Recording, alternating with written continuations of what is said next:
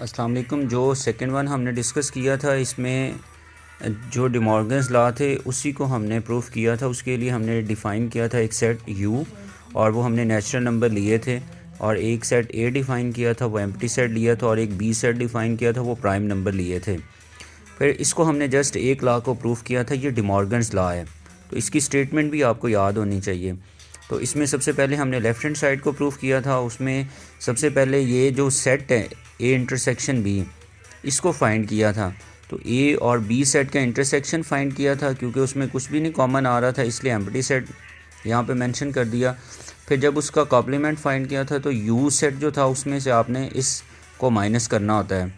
तो universal set से इस इंटरसेक्शन को माइनस करेंगे तो ये हमारे पास क्या आ जाएगा, 1 2 3 उसका सेट आ जाएगा। फिर जब हमने राइट हैंड साइड को सॉल्व किया था, तो पहले ए कॉम्प्लीमेंट फाइंड किया था, फिर बी कॉम्प्लीमेंट। तो इसमें राइट हैंड साइड में पहले ए कॉम्प्लीमेंट फाइंड किया। ए कॉम्प्लीमेंट क्या होता है, यू में से ए को माइनस कर दें। फिर बी कॉम्प्लीमेंट फाइंड किया, और फिर उन दोनों का यूनियन फाइंड कर लिया। फिर इसके अंदर हमने कुछ की पॉइंट डिस्कस किए थे। ये एम्प्टी सेट होता है, इसकी ये नोटेशन भी होती है, और इस तरह से अगर आप इसके ऊपर 2 डॉट्स लगा दें, ये भी एम्प्टी सेट होता है। ठीक है, नल सेट, इसको एम्प्टी सेट कहते हैं और नल सेट कहते हैं।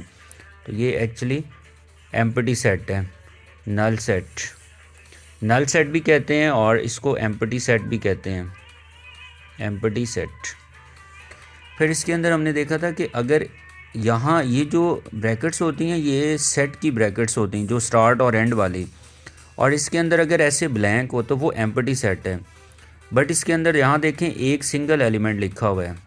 ठीक है, तो इसको सिंगलटन सेट कहते हैं। लाइक ये है, इसमें भी एक एलिमेंट लिखा हुआ है, सिंगलटन सेट है। और इस तरह भी लिख सकते हैं। तो यहाँ पे देखें, इसके अंदर भी जस्ट एक एलिमेंट है। ठीक है, ये देखें, ये जस्ट एक एलिमेंट है और वो सेट की फॉर्म में लिखा हुआ है, तो ये सिंगलटन सेट है। इसको हमने डिस्कस किया था। फर्दर हमने डिस्कस किया था अगर सेट्स गिवन हों, ठीक है, तो उसको अगर हमने वेरीफाई करना है वेन डायग्राम से। अभी वेन डायग्राम स्टार्ट नहीं की, जस्ट हम उनको वैसे फाइंड कर रहे हैं। जैसे ये एक्स यूनियन वाई इंटरसेक्शन जी है, ठीक है, तो उसको कैसे हमने फाइंड किया, पहले वाई और जेड का इंटरसेक्शन लिया, फिर एक्स के साथ यूनियन ले लिया। तो ये आपको फाइंड करने आते हैं। इंटरसेक्शन में आपने कॉमन लिखने होते हैं, यूनियन में आपने सारे एलिमेंट्स लिखने हैं। फर्दर इसके अंदर हमने डिस्कस किया था सबसेट। तो सबसेट के लिए हम ये नोटेशन भी यूज़ कर सकते हैं, लाइक इस तरह से सी लिखें और उसमें लाइन लगा दें। ठीक है, और यहाँ इस तरह से सिंपल यू लिख लें। तो दोनों नोटेशन मोस्टली यूज़ की जाती है सबसेट के लिए। सबसेट के अंदर क्या होता है, अगर एक सेट है उसका हर एलिमेंट दूसरे सेट में कंटेन करेगा।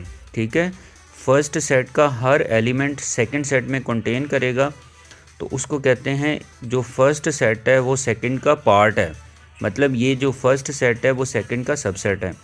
जैसे इसमें एग्जांपल 1 में हमने देखा 1 2 3 है, वो सेकंड सेट में कंटेन कर रहा है, तो ये ए जो है बी का सबसेट है। और सेकंड एग्जांपल में हमने देखा 1 2 3 वो इसमें कंटेन कर रहा है, तो इसका मतलब जो ए है वो बी का सबसेट है। तो हम उसको कह सकते हैं A is a part of B, या इसको इस तरह इस नोटेशन में भी लिख सकते हैं। ठीक है, मतलब इसका ये है कि इसका हर एलिमेंट इसमें कंटेन करना चाहिए, दैट्स इट। बेशक सेकंड में बहुत ज़्यादा एलिमेंट्स हों, बट इसका हर एलिमेंट इसमें कंटेन करना चाहिए, तो उसको कहते हैं इसको सबसेट। और सेकंड इसमें हमने डिस्कस किया था, जो एम्प्टी सेट है वो सबसेट है हर सेट का। ठीक है, इसको आपने याद रखना, जो एम्प्टी सेट है वो हर सेट का सबसेट क्यों है। देखें, जो सबसेट होता है ना, सबसेट का एक्चुअली मीनिंग होता है कि उसका हर एलिमेंट दूसरे सेट में कंटेन करें। एम्प्टी सेट के पास तो कुछ भी नहीं है, ठीक है, तो ये बाय डेफिनेशन ही दूसरे सेट का सबसेट होगा। अगर इसके पास कुछ एलिमेंट्स होते ना, फिर हम उसको एक्सप्लेन करते हैं, क्योंकि ये तो एम्प्टी है ना, तो एम्प्टी सेट के पास तो कुछ भी नहीं है, तो वो बाय डेफिनेशन ही दूसरे सेट का सबसेट होगा। और फिर इसमें हर सेट जो है ना अपने आप का सबसेट होता है। एवरी सेट जो है वो सबसेट है इटसेल्फ। क्योंकि देखें, अगर एक सेट 1 2 है और दूसरा सेट भी 1 2 है, तो देखें ए जो है बी में कंटेन कर रहा है ना, 1 2 इसमें कंटेन कर रहा है, मतलब इसमें एलिमेंट्स लिखे हुए हैं, तो ये पहला सेट दूसरे का सबसेट है। ठीक है। तो इसको हम ये भी कह सकते हैं जो ए है वो बी के इक्वल है, और इसको ये भी कह सकते हैं ए जो है वो बी का सबसेट है, क्योंकि ए का हर एलिमेंट बी में कंटेन कर रहा है। और फिर इसमें डिस्कस किया था प्रॉपर सबसेट। इसमें ये होता है कि फर्स्ट सेट का हर एलिमेंट जो है ना दूसरे सेट में कंटेन करेगा, लेकिन जो सेकंड सेट होगा उसमें एट लीस्ट एक एलिमेंट जो है वो ज़्यादा होगा। ठीक है, फर्स्ट सेट का हर एलिमेंट दूसरे में कंटेन करेगा। जैसे ये फर्स्ट सेट है उसका हर एलिमेंट दूसरे में कंटेन कर रहा है, लेकिन दूसरे सेट में देखें एक एलिमेंट ज़्यादा है, तो इसलिए हम उसको कहते हैं ये प्रॉपर सबसेट है। तो इसके लिए हम ये नोटेशन यूज़ करते हैं। प्रॉपर सबसेट और सबसेट उसमें लाइट सा डिफरेंस है। सबसेट में ये होता है कि हर एलिमेंट दूसरे में कंटेन करता है। ठीक है, और प्रॉपर सबसेट में क्या होता है कि जो दूसरा सेट होगा उसमें एक मिनिमम एक नंबर जो है ना वो ज़्यादा होगा। और फिर सेकंड वन, लास्ट वन इसमें था इम्प्रॉपर सबसेट। तो इम्प्रॉपर सबसेट में दोनों सेट्स इक्वल होते हैं। जितने, जैसे इसमें 1 2 है ना, दूसरे में भी क्या होगा 1 2। अगर इसमें 0 1 होता उसमें भी 0 1 होता, तो जो एलिमेंट ए में होंगे वो दूसरे में होंगे। तो इन शॉर्ट आप कह सकते हैं जब दो सेट इक्वल होंगे तो उसको हम कहते हैं इम्प्रॉपर सबसेट।